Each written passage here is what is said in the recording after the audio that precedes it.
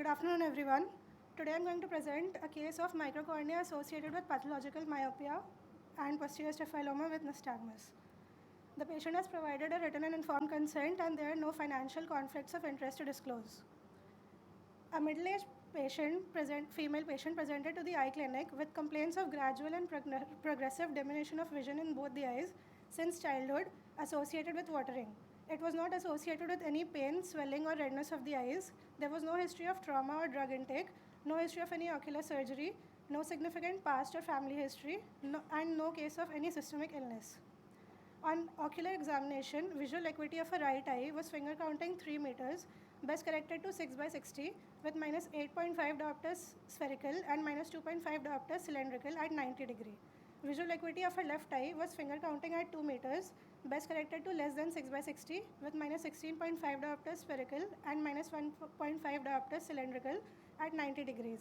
On slit lamp examination of anterior segment, it revealed microcornea with corneal opacity inferiorly in both the eyes. The patient also had horizontal nystagmus.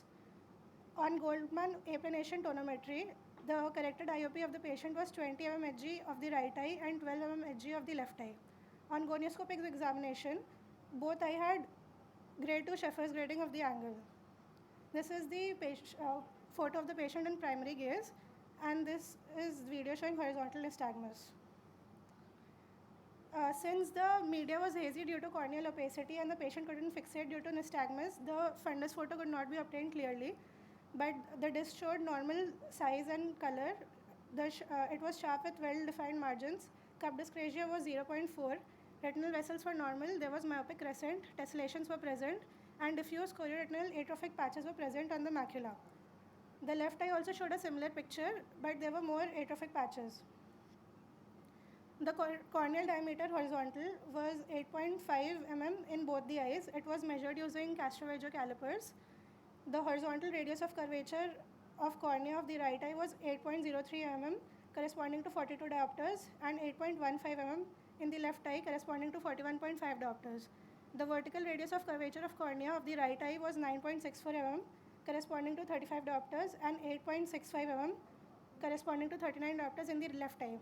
The central corneal thickness of right eye was 576 micrometers and 638 micrometers in the left eye.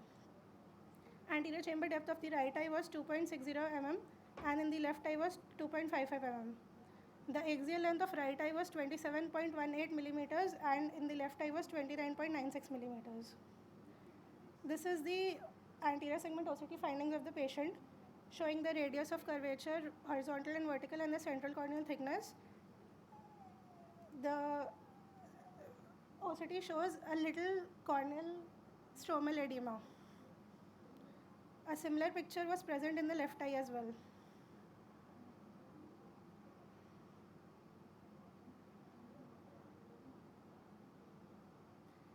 The B scan shows presence of posterior staphyloma in both the eyes. Coming to the differential diagnosis, there are a few genetic syndromes associated with microcornea and myopia.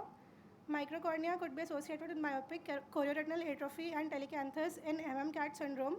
It could be associated with coloboma, macrophthalmia, and microcornea in MACOM syndrome, and microcornea rod cone dystrophy, cataract, and posterior staphyloma in MRCS syndrome. We came to a provisional diagnosis of bilateral microcornea with pathological myopia associated with posterior staphyloma and nystagmus. Since the patient had nystagmus, there was loss of fixation and little to no improvement with glasses. Guarded visual prognosis was explained to her. She was counseled for subsequent low vision aids requirement. Microcornea is a horizontal corneal diameter less than 10 millimeters. It is related to fetal arrest of corneal growth in the 5th month of gestation due to overgrowth of anterior tips of optic cup. It is due to genetic mutations inherited either autosomal dominant or recessive.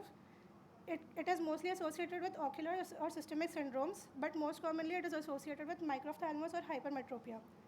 Association of microcornea with myopia is a rare ocular finding. It could be due to a genetic variation which would need further investigations. But it is prudent to be aware of this association. Axial length and posterior segment examination can routinely be done in patients presenting with microcornea. These are my references. Thank you. Any questions from the audience? Did you try any genetic testing in this patient? Sir, that time we didn't, but we are more aware of the associations right now. Okay. And in any subsequent patients, we will definitely. Is there any family history in this patient? The patient did not give any family history. Is there any history of consanguinity among the parents No, sir. or grandparents? No, sir.